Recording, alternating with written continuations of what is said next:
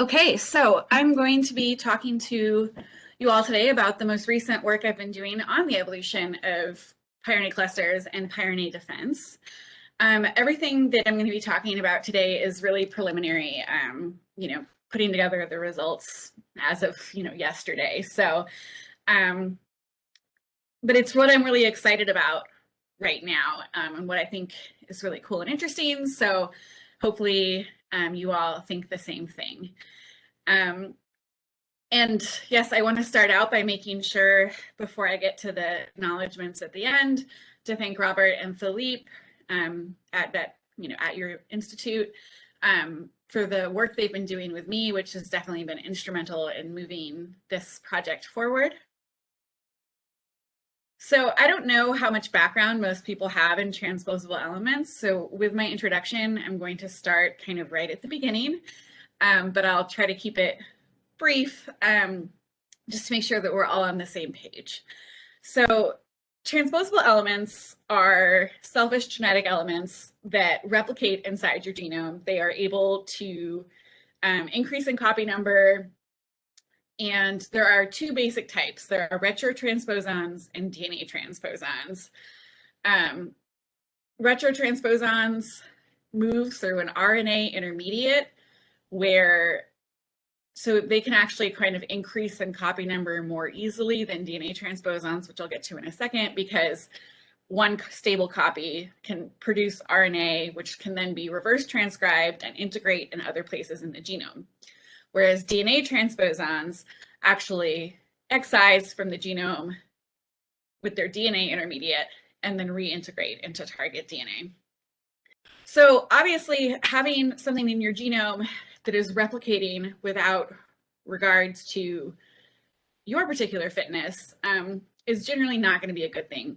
There are lots of deleterious side effects of TEs. So for starters, DNA breaks. So double-stranded DNA breaks will occur at both the integration site of a transposable element, shown here, and the excision site of a DNA transposon. And so that's obviously going to require DNA repair, which makes you more likely to have a mutation. And transposable elements can also leave behind little bits of themselves when they excise, which just increases the mutation rate again. Also, the transposable element itself can be thought of as a mutation. They can also insert into functional sequences. So if a transposable element inserts into a gene region where it actually interrupts an exon, it can mean that the protein is no longer functional. Transposable elements can also insert, for example, into the regulatory regions of genes and change their expression. And that in particular is of interest. Some transposable elements actually seem to favor regulatory regions. However, they can also insert outside of functional sequences and still have deleterious effects because they can promote ectopic recombination, where during meiosis you can have chromosomes, because transposable elements are repetitive and you have lots of copies, you can have mispairing between repetitive elements during meiosis, such that you then have recombination between. So here you have the second copy of an element pairing with this first copy. And the result, if there's recombination, is going to be a copy of the chromosome that is missing that intervening sequence and a copy of the chromosome that has two copies of that intervening sequence. So this is a large mutational burden. It's not a matter of just having a few repetitive elements. In corn, you can have up to 85% of the genome be just these repetitive elements. In Drosophila, 3 to 25%. In humans, there's a transposable element called ALU that exists in more than 100,000 copies. So this is a significant mutational burden on the genome, that even though there are some isolated incidences where it's been shown to, there's been some kind of effect that's adaptive, overall, the effect of transposable elements on the genome is not a good thing. So there's two kinds of transposition. You can have transposition in your somatic cells in germline transmission. So somatic transmission has been linked to cancer, disease, But overall, it's not what we're as concerned about as germline transmission, because with germline transmission, you would actually be passing the new copies onto your offspring. And also the way that transposable elements are suppressed is different in the germline and the soma. And so what we're going to focus on is germline suppression and transmission of transposable elements as opposed to somatic. So transposable elements are silenced by the small RNA pathway, by a portion of the small RNA pathway. There's lots of different components of the small RNA pathway, but it's a subset of small RNAs referred to as Pee-wee interacting RNAs, or for short, piRNAs. And they're basically produced from transposable elements. So there's kind of like a feedback mechanism of transposable elements suppression. So how does this all work? I'm going to go over that. So how transposable elements are suppressed is basically you have these loci that are basically transposable elements that are producing piRNA precursors in the nucleus, which are these sort of long transcripts produced from these regions referred to as piRNA producing loci.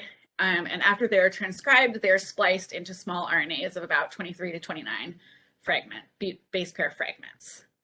So after they are produced in the nucleus, they're exported and spliced. They're exported to the cytoplasm, where they interact with, in Drosophila anyway, a class of genes called the Argonaute genes. So this is primarily in this step, Argonaute 3 and a gene called aubergine.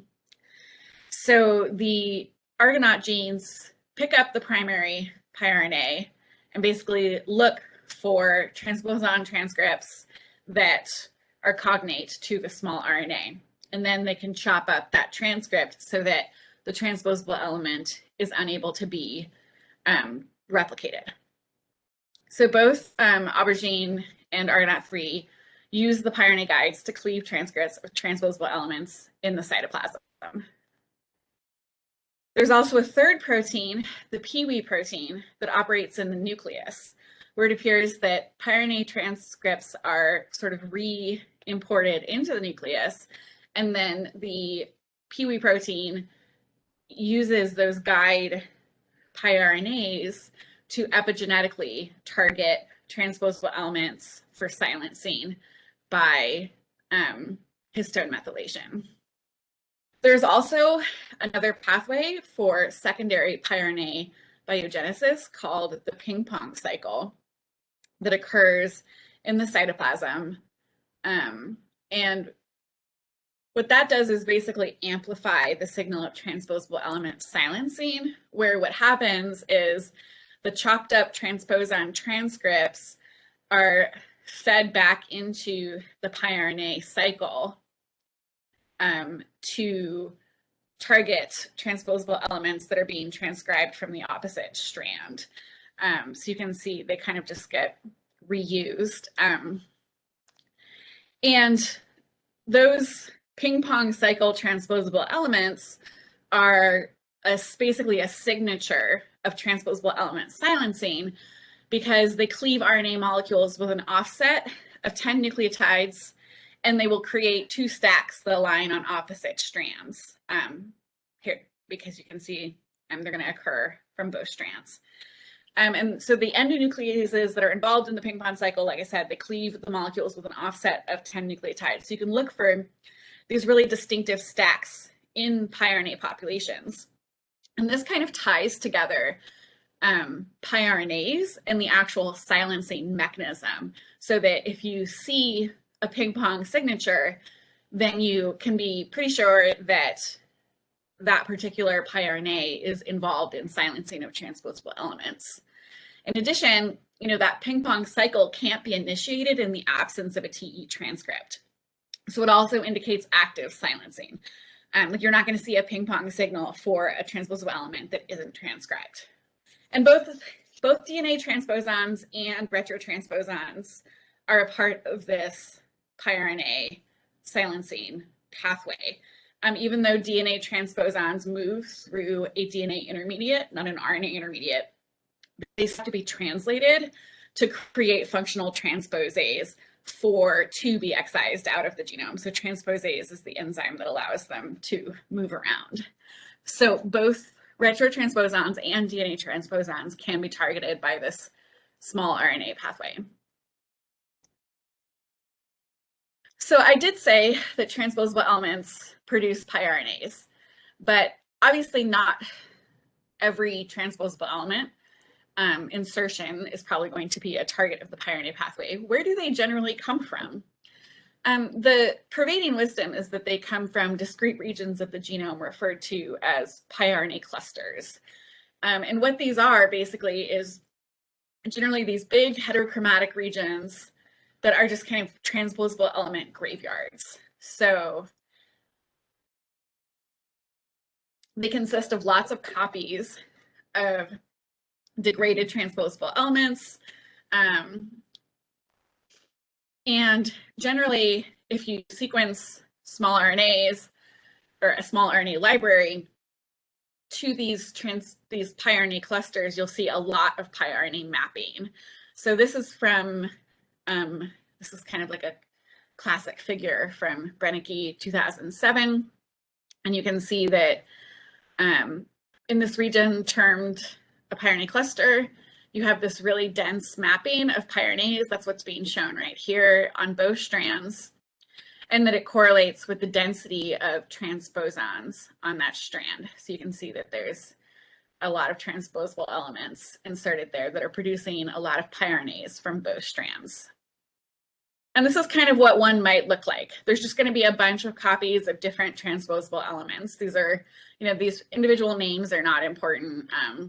But you can see there's multiple copies of certain transposable elements. They're different sizes, so there's a lot of degradation going on. They're not necessarily full-length copies. And they're going to make up these large clusters that just look like this, that are creating these piRNAs. And as I just mentioned when I was showing that first piRNA slide, and also the ping pong cycle, sort of. piRNA clusters in the germline are transcribed bidirectionally. So that's one thing that you can tell that's a difference between piRNA clusters that are active in the germline versus somatic cells, is that in somatic cells, piRNA clusters are unidirectional that are active, and in the ovaries, they're bidirectional.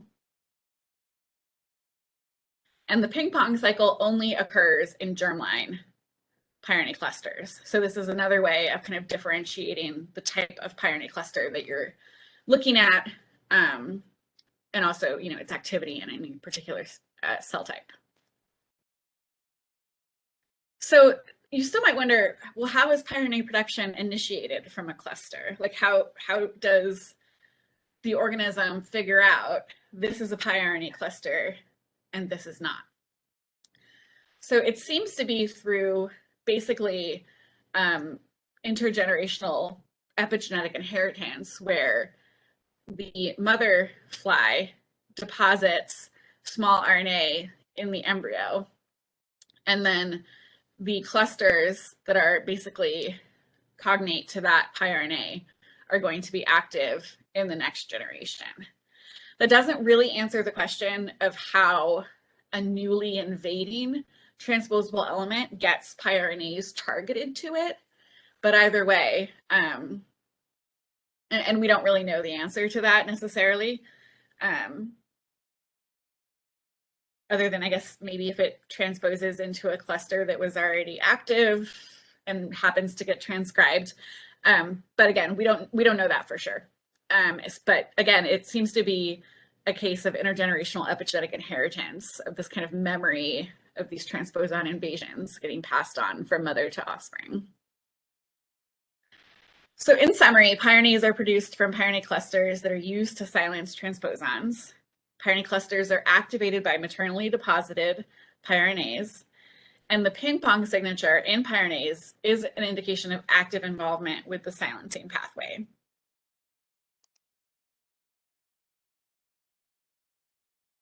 With that, I would like to thank my different funding sources. So the North Dakota EPSCoR has been wonderful. My startup from NDSU, grant funding from the National Science Foundation, my grad student, Franz Scherping-Bustos, several undergrads who have been helpful in doing things like ovary dissections, Zachary Tiedemann and Murad Mammadov, and then also Robert Koffler and Philip at Vienna. Their input on this work has, like I said, been really instrumental in moving it along.